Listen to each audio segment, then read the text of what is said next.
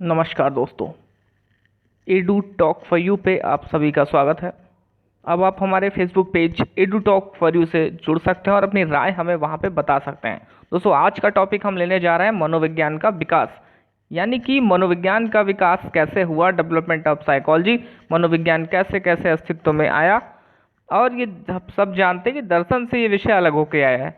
तो दर्शन में हम पहले क्या पढ़ते थे और धीरे धीरे जो है हमें क्या चीज़ें पढ़ने को मिलती हैं आज की डेट में। तो दोस्तों, जिस भी एग्ज़ाम में मनोविज्ञान पूछा जाता है, जिस भी एग्ज़ाम में आपसे साइकोलॉजी पूछी जाएगी, वो चाहे आपका सी टेट हो, वो चाहे आपका सुपर टेट हो, या कोई भी टीचिंग एग्ज़ाम हो, किसी भी राज्य का आपका टेट हो, किसी भी राज्य का टेट हो, वो DSSS हो, या फिर BA MA या नेट का एग्ज़ाम हो साइकोलॉजी से रिलेटेड, उन सब में डेवलपमेंट ऑफ साइकोलॉजी से संबंधित क्वेश्चन पूछे जाएंगे। तो दोस्तों, आप इस चैनल को सब्सक्राइब कर लीजिए, लाइक कर लीजिए और इससे जुड़े रहिए ताकि आपको रिलेवेंट इन्फॉर्मेशन समय से मिल सके। तो आइए शुरू करते हैं। देखिए, मनोविज्ञान का विकास जो होता है, कुछ आप इसे रटने का नहीं, समझने का प्रयास कीजिए कि किस तरह से जो है डेवलपमेंट हुआ साइकोलॉजी का। तो कोई भी विषय जब अस्तित्व में आता है तो वो पहले क्या होता है, बिल्कुल नया होता है। कैसे? उसमें नए नए शोध होते हैं, नए नए रिसर्च किए जाते हैं, और जब वो रिसर्च और वो शोध समाज के पैमाने पे खरे उतरते हैं तो हम क्या करते हैं, उस विषय को, उस कंटेंट को मान्यता दे देते हैं, स्वीकृति दे देते हैं। तो इसे समझने के लिए आप एक क्या कर सकते हैं, एक साइकोलॉजिकल ट्री बना सकते हैं। सबसे पहले जड़ें, जो मनोविज्ञान की जड़ें हैं, वो निकल के आती हैं अंतर्निरीक्षण विधि से। किसने दिया था? उंट साहब ने दिया था। अभी इसको हम काफ़ी डिटेल में समझने वाले हैं, तो आप इसे बस एक समरी देख लीजिए, एक माइंड मैप बना लीजिए, कॉग्निटिव मैप बना लीजिए, जो टॉलमैन ने कहा था कि आप एक संज्ञानात्मक क्या करते थे, तो मैप कर लेते थे, उसे ही यहाँ पे डेवलप कर लीजिए। इसके बाद आते हैं प्रकार्यवादी, यानी कि फंक्शनलिज्म। किसने दिया था? जेम्स साहब ने दिया था, विलियम जेम्स। ये कहते थे नहीं, मन का अध्ययन या जो मनोविज्ञान है, मनोविज्ञान में अध्ययन हम करेंगे कि व्यवहार, यानी कि मन कैसे काम करता है, क्या काम करता है, उस पर फोकस करेंगे। उन्ट साहब क्या कहते थे? अंतर्निरीक्षण की बात करते थे। इसके बाद आ जाते हैं गेस्टाल्टवादी लोग। गेस्टाल्टवादी लोग क्या कहते थे कि नहीं, हम चीज़ों को होल रूप में देखेंगे। इनका कहने का मतलब था कि जब भी हम प्रत्यक्षण करते हैं, मान लीजिए हम ये पेड़ देख रहे हैं, ये वाला पेड़ देख रहे हैं, तो हम इसमें क्या देखते हैं? गेस्टाल्टवादी कहते थे कि हम इसकी जड़ें, यानी कि ये इसकी पत्तियाँ और इसके ब्रांचेस अलग अलग नहीं देखते हैं, हम इसे एज अ पेड़ देखते हैं, एज अ होल। क्या कहते हैं? इसे पेड़ है, ना कि कहते हैं ये पत्ती है, ये फूल है, ये कुछ है, ये कुछ है, ये कुछ है।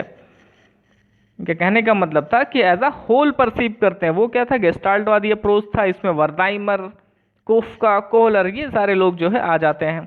इसके बाद व्यवहारवाद का जन्म होता है। इसके अपोजिट में लोग कहते हैं नहीं, मनोविज्ञान में हम जो है व्यवहार का अध्ययन करेंगे, और ऐसे व्यवहार का अध्ययन करेंगे जिसका ऑब्जर्वेशन या जिसका प्रेक्षण हम बाहर से कर सकें। आपने देखा कि वो बच्चा जा रहा है, अचानक से उसे क्रोध आ गया, उसने किसी को पीट दिया। वो बच्चा जा रहा था, अचानक से उसके मन में आया, उसने अपना टिफिन निकाल के किसी गरीब व्यक्ति को दे दिया। तो ये व्यवहार जिसका हम बाहर से प्रेक्षण कर सके, जिसका हम बाहर से अध्ययन कर सके, वो क्या कहलाएगा? व्यवहारवाद कहलाएगा। इसमें प्रमुखता से वॉटसन का नाम आता है। 1913 में उन्होंने एक शानदार लेख लिखा और उन्होंने एक बहुत बड़ी बात कही, बहुत बड़ा स्टेटमेंट कहा। उस स्टेटमेंट का, उस वाक्य का क्या नाम है कि आप एक मुझे बच्चा दे दीजिए, एक मुझे नवजात शिशु दे दीजिए, और आप जैसा कहेंगे उसे, अगर आप कहते हैं कि इसे डॉक्टर बना दीजिए तो मैं इसे डॉक्टर बना दूंगा, आप इसे कहिए वकील बना दीजिए तो मैं इसे वकील बना दूंगा, और अगर आप इसे कहते हैं इसे पुलिस बना दीजिए तो मैं पुलिस बना दूंगा। व्यवहारवाद को ये सर्वे सर्वा मानते थे, और मनोविज्ञान में काफ़ी समय तक, इवन आज की डेट में भी मनोविज्ञान को व्यवहार का मनोविज्ञान कहा जाता है। मनोविज्ञान को किसका विज्ञान कहा जाता है? व्यवहार का विज्ञान कहा जाता है। पहले मनोविज्ञान को आत्मा का विज्ञान कहा जाता था। ठीक है। कुछ समय के बाद व्यवहारवाद की आलोचना शुरू हुई, इसके अपोजिट में मनोविश्लेषणवाद का जन्म होता है। फ्रायड साहब आते हैं, अचेतन को सबसे महत्वपूर्ण बताते हैं, फिर इसकी भी जो है आलोचना की जाती है। फिर मानवतावादी का जन्म होता है। मानवतावादी कहते हैं कि हर व्यक्ति अपने आप में क्या है? पूर्ण है, उसके अंदर इथिकल वैल्यूज़ हैं, नैतिक विचार हैं, वो संपूर्णता की ओर जो है बढ़ सकता है, उसके अंदर व्यक्तिगत वर्धन का गुण होता है, उसके अंदर पर्याप्त शक्ति होती है। ये कौन कहता है? अब्राहम मैस्लो साहब कहते हैं, कार्ल रोजर्स कहते हैं। और इसके बाद आते हैं निमित्तवाद यानी कि कंस्ट्रक्टिविज्म। दोस्तों इसमें जो भी खास लोग आते हैं जैसे कि जीन पियाजे, लॉरेंस कोलबर्ग, वाइगोट्स्की, इन तीनों के ऊपर मैंने कंप्लीट वीडियो बना रखी है दोस्तों, डिस्क्रिप्शन में जाइए और उसका लिंक जो है वहाँ पे दिया गया है। आइए अब इन सब की विस्तार से बात कर लेते हैं दोस्तों। इसके शुरू करने से पहले एक बात मैं कहना चाहूँगा कि दोस्तों कठिन परिश्रम का कोई शॉर्टकट नहीं होता है। आप एक मंजिल चुनिए और उस पर बिना रुके बिना थके उस पर चलते रहिए, सफलता आपको जरूर मिलेगी दोस्तों। अगर आप इस चैनल पर नए हैं तो प्लीज़ सब्सक्राइब कर लीजिए, लाइक कर लीजिए और कमेंट जरूर कर दिया करिए, जिससे कि हमें मोटिवेशन मिल सके और हम आपके लिए ऐसे ही नई नई वीडियोस लाते रह सकें। तो दोस्तों ये इंपॉर्टेंट क्वेश्चन इसे जरूर नोट कर लीजिए। पहले कुछ समय तक यानी कि मनोविज्ञान के शुरुआती दौर में मनोविज्ञान में हम किसका अध्ययन करते थे? आत्मा का अध्ययन करते थे। दोस्तों ये महत्वपूर्ण क्वेश्चन है, इसे जरूर नोट कर लीजिए आप अपनी कॉपी में कि पहले हम कुछ समय तक मनोविज्ञान में आत्मा का अध्ययन करते थे, लेकिन अब वर्तमान में किसका अध्ययन करते हैं? व्यवहार का व संज्ञानात्मक ज्ञान का अध्ययन करते हैं। अब आपसे कोई कहता है कि मनोविज्ञान में अभी किसका अध्ययन किया जाता है, तो हम किसका अध्ययन करते हैं? व्यवहार का अध्ययन करते हैं और संज्ञानात्मक ज्ञान का अध्ययन करते हैं। ठीक है, अब आगे बढ़ते हैं। देखिए मनोविज्ञान की प्रथम प्रयोगशाला का औपचारिक प्रारंभ किसने किया? विलियम वुंट साहब ने। कई बार कई एग्जाम से पूछा जाता है आपसे कि विलियम वुंट ने किसकी स्थापना की थी, या कई बार ऐसे पूछ लिया जाता है कि मनोविज्ञान की प्रथम प्रयोगशाला का निर्माण का श्रेय किसको जाता है, तो विलियम वुंट साहब को जाता है। इन्होंने 1879 में जर्मनी के लिप्जिंग विश्वविद्यालय, लिप्जिंग यूनिवर्सिटी में मनोविज्ञान की प्रथम प्रयोगशाला का निर्माण किया। दोस्तों एक महत्वपूर्ण क्वेश्चन इसके साथ और आप नोट कर लीजिए, वो क्या है कि भारत में मनोविज्ञान की शुरुआत किसने और कब की? ये बहुत ही इंपॉर्टेंट क्वेश्चन दोस्तों, कई बार हम इसे जानते हुए गलत कराते हैं। तो इसकी जो शुरुआत थी वो किया था S.N. सेन गुप्ता ने। किसने किया था? S.N. सेन गुप्ता ने किया था, कलकत्ता विश्वविद्यालय में किया था। याद रखिएगा, भारत में मनोविज्ञान की प्रथम प्रयोगशाला का निर्माण S.N. सेन गुप्ता ने कलकत्ता विश्वविद्यालय में किया था दोस्तों। ठीक है, आगे बढ़ते हैं। उन्ट के समय मनोवैज्ञानिक अंतर्निरीक्षण द्वारा मन की संरचना का विश्लेषण कर रहे थे। तो ये अंतर्निरीक्षण विधि देते हैं। जो मनोविज्ञान का विकास होता है, सबसे पहले जब मनोविज्ञान एक विषय के रूप में दर्शन शास्त्र से अलग होता है, क्योंकि पहले तो दर्शन शास्त्र का विषय था, उससे अलग होता है, मनोविज्ञान एक विषय बन जाता है, खुद में एक विषय बन जाता है, तो उसमें हम लोग कहते हैं कि नहीं, इसमें हम अंतर्निरीक्षण विधि का अध्ययन करेंगे। अब आपके मन में क्वेश्चन उठा कि भाई अंतर्निरीक्षण विधि क्या होती है? तो अंतर्निरीक्षण विधि ऐसी विधि होती है जिसमें हम किसी व्यक्ति को हमने अपने पास बैठा लिया और उनसे कहा कि आप बताइए कि आप किसी पर्टिकुलर टॉपिक पे, किसी विशेष मुद्दे पर क्या सोचते हैं। अब वो जो भी बताएगा उसका जो विचार होगा उस पे हम क्या करेंगे? एक व्याख्या देंगे और उसके मन का हम क्या करेंगे? विश्लेषण करेंगे। तो मनोविज्ञान पहले अंतर्निरीक्षण विधि पर आधारित था। तो इस अंतर्निरीक्षण विधि को हम क्या कहते हैं? संरचनावादी कहते थे। यानी कि उन्ट साहब क्या थे? संरचनावादी थे। इसलिए ठीक है, यहीं पे वो बात लिखी गई है, इसे आप नोट कर लीजिएगा। ठीक है, आगे बढ़ते हैं। अब सबसे पहले जो मनोविज्ञान का विकास हुआ, मनोविज्ञान की जो प्रथम सीढ़ी थी, जो उसका जड़ था, वो था अंतर्निरीक्षण विधि। उन्ट साहब ने दे दिया। उन्होंने कहा कि जो आपके विचार होंगे उसका जो अध्ययन होगा वो अंतर्निरीक्षण विधि कहलाएगा, और ऐसे व्यक्तियों को हम संरचनावादी कहेंगे। फिर अमेरिकी मनोवैज्ञानिक विलियम जेम्स, देखिए इससे दो क्वेश्चन मिल गया कि विलियम जेम्स कहाँ के थे? अमेरिका के रहने वाले थे। प्रकारवादी की स्थापना किसने की? फंक्शनिस्ट की स्थापना किसने की? विलियम जेम्स साहब ने की। इन्होंने कहा कि नहीं, हम अंतर्निरीक्षण विधि को बिल्कुल अस्वीकारते हैं, ऐसा नहीं हो सकता है। यानी कि मनोविज्ञान में अध्ययन किया जाएगा भाई साहब तो केवल प्रकारवादी का अध्ययन किया जाएगा। प्रकारवादी क्या होता है? प्रकारवादी का मतलब है, प्रकार का मतलब यहाँ पे देखिए कार्य आ रहा है, इससे याद रखिएगा। कार्य मतलब कि मन क्या और कैसे कार्य करता है, हम इसका अध्ययन करेंगे। हम इसका अध्ययन नहीं करेंगे कि आपके मन में जो भी आ रहा है आप बता दें। अंतर्निरीक्षण विधि में क्या होता था कि हमारे मन में जो विचार चल रहे हैं उसको हम बताते थे। अब व्यक्ति वहां पे क्या कर सकता था, उन्होंने आलोचना करते वक्त कहा विलियम जेम्स साहब ने कि हो सकता है कि व्यक्ति के मन में कुछ दूसरी बातें चल रही हो और वो कुछ दूसरी बातें बता दे हमें। तो इसके विरोध में प्रकारवादी का जन्म होता है, फंक्शनिस्ट का जन्म होता है। विलियम जेम्स इसके संस्थापक होते हैं, अमेरिका के रहने वाले हैं ये, और ये कहते थे कि हम कार्य में मन क्या और कैसे कार्य करता है इसका अध्ययन करेंगे। ठीक है, अब देखिए कुछ समय तक लोगों ने मान लिया कि ठीक है, अब हम मनोविज्ञान में किसका अध्ययन करेंगे, प्रकार्यवादी का अध्ययन करेंगे, फंक्शन का अध्ययन करेंगे। लेकिन इनकी खुशी ज़्यादा समय तक नहीं टिकी। अब देखिए दोस्तों, आगे पूरा वीडियो देखिएगा अंत तक, एक ही वीडियो में सब कुछ समझ में आ जाएगा। अब आगे क्या होता है कि गेस्टाल्टवादी आते हैं। गेस्टाल्टवादी कहते हैं कि नहीं नहीं नहीं नहीं, अब ये कुछ इसी तरह से है कि नई चीज़ें स्टेब्लिश हो रही है। गेस्टाल्टवादी कहते हैं नहीं, हम ना अंतर्निरीक्षण विधि का अध्ययन करेंगे, ना हम प्रकार्यवादी विधि का अध्ययन करेंगे, हम करेंगे गेस्टाल्ट विधि से अध्ययन। अब दोस्तों गेस्टाल्ट विधि क्या होती है? गेस्टाल्ट विधि का मतलब है कि किसी चीज को एज अ होल परसीव करना, एज अ पूरा का पूरा उसे देख लेना। जैसे मान लीजिए ये व्यक्ति का फेस है, वैसे किसी का फेस होता नहीं है, एलियन का ही होता है मुझे लगता है केवल। तो अब इस चेहरे को आप देखेंगे तो क्या कहेंगे कि ये आँख है, ये आँख है या ये मुंह है? आप कहेंगे ये किसी व्यक्ति का चेहरा है। क्या कहेंगे? ये किसी व्यक्ति का चेहरा है, मतलब कि आप एज अ होल परसीव कर रहे हैं। ठीक है, तो गेस्टाल्टवादी कहते थे कि हाँ, जब हम किसी चीज को देखते हैं तो हम एज अ होल परसीव करते हैं, ना कि हम कहते हैं व्यक्ति की आंखें हैं, ये व्यक्ति का नाक है, ये व्यक्ति का मुंह है, इसकी मूछें हैं। नहीं, वो उसका फेस है। ये बात क्लियर हुई यहाँ तक? तो देखिए इसमें जो महत्वपूर्ण लोग थे वो कोहलर साहब थे, कोफका थे और वर्दाइमर। वर्दाइमर का नाम गेस्टाल्टवादी के साथ प्रमुखता से जुड़ा हुआ है और ये इसके संस्थापक भी कहे जाते हैं। हालांकि तीनों लोगों ने बराबर रूप से काम किया। अब देखिए तीन यहाँ पे फोकस हमने बात कर लिया मनोविज्ञान के विकास के क्रम में।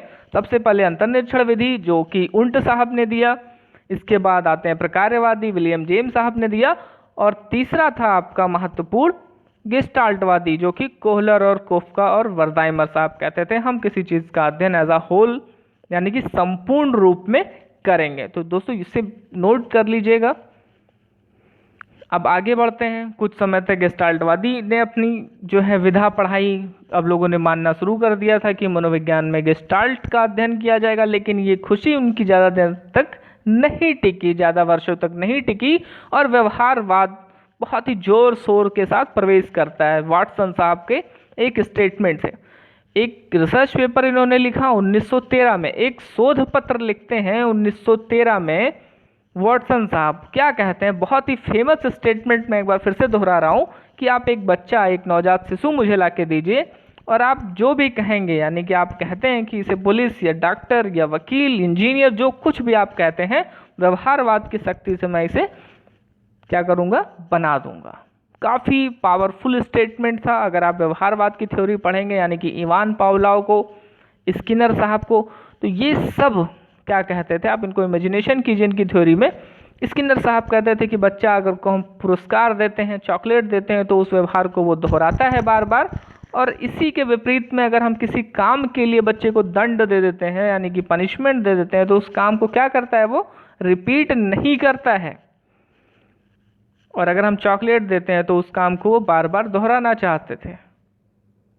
प्राचीन अनुबंधन पावलोव साहब ने एक्सपेरिमेंट करके बताया कि कैसे हम किसी चीज़ को किसी चीज़ के साथ जोड़ लेते हैं। फिर आगे चल के खरगोश पे प्रयोग का बहुत ही शानदार प्रयोग था। दोस्तों आप कमेंट करके जरूर बताइए कि इवान पावलोव के सिद्धांत को प्राचीन अनुबंधन के अलावा और किस नामों से जाना जाता है। एक बार फिर से क्वेश्चन सुन लीजिए कि इवान पावलोव के सिद्धांत को प्राचीन अनुबंधन के अलावा और किन नामों से जाना जाता है। दोस्तों प्लीज कमेंट करके जरूर बताएं। तो काफी समय तक व्यवहारवाद चला और लोगों ने एकदम फाइनली, जैसे कहते नहीं है कि अब हो गया, व्यवहारवाद का इतना अच्छा इम्पैक्ट पड़ा, इतना अच्छा प्रभाव पड़ा कि लोगों ने ये स्वीकार कर लिया कि अब मनोविज्ञान में किसका अध्ययन होगा, व्यवहारवाद का अध्ययन किया जाएगा। और आज भी जब हम कहते हैं तो हम यही सुनते हुए पाए जाते हैं, किताबों में लिखे देखे जाते हैं कि मनोविज्ञान व्यवहार का विज्ञान है। ठीक है, आज के डेट में वर्तमान में मनोविज्ञान व्यवहार का विज्ञान है। अब आगे बढ़ते हैं। व्यवहारवाद की आलोचना भी हुई मनोविश्लेषणवाद के रूप में। बहुत ही शानदार थ्योरी है सिगमंड फ्राइड साहब की।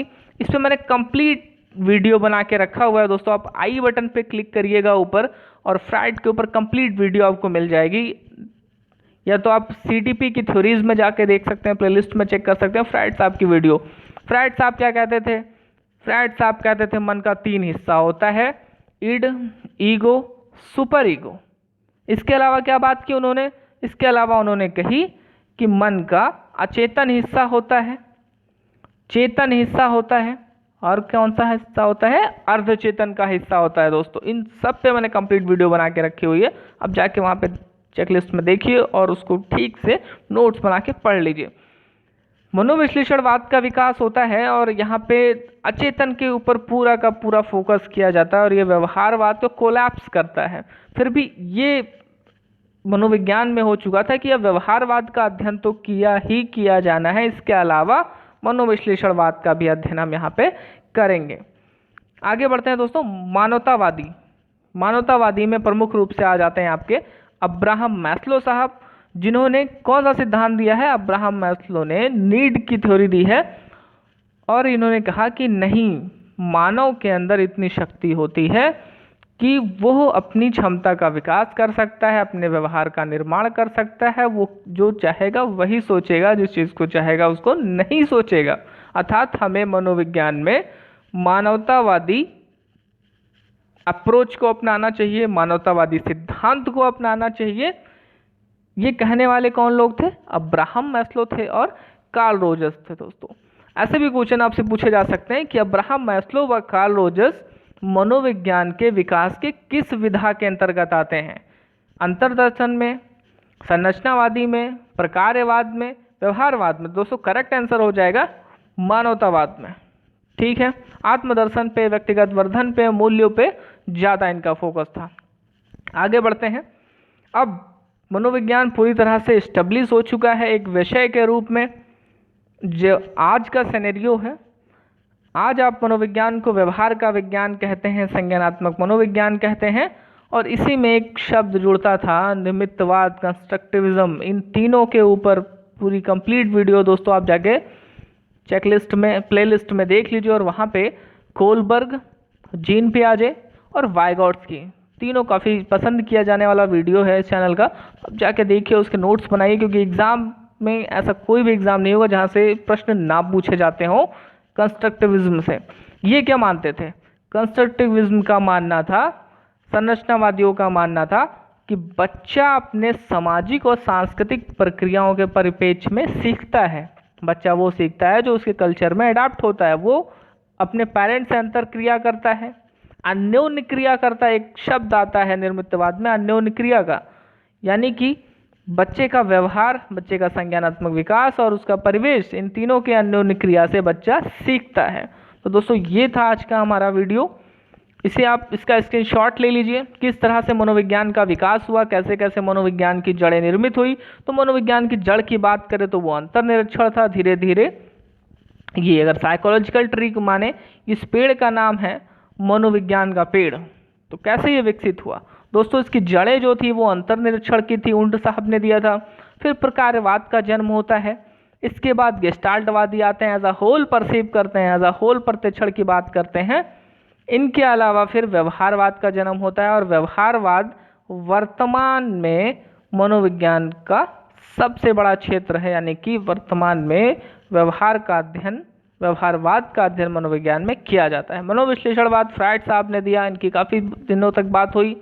मानवतावादी अब्राहम मैस्लो, निर्मितवाद यानी कि जीन पियाजे, कोलबर्ग और वाइगॉट्स्की।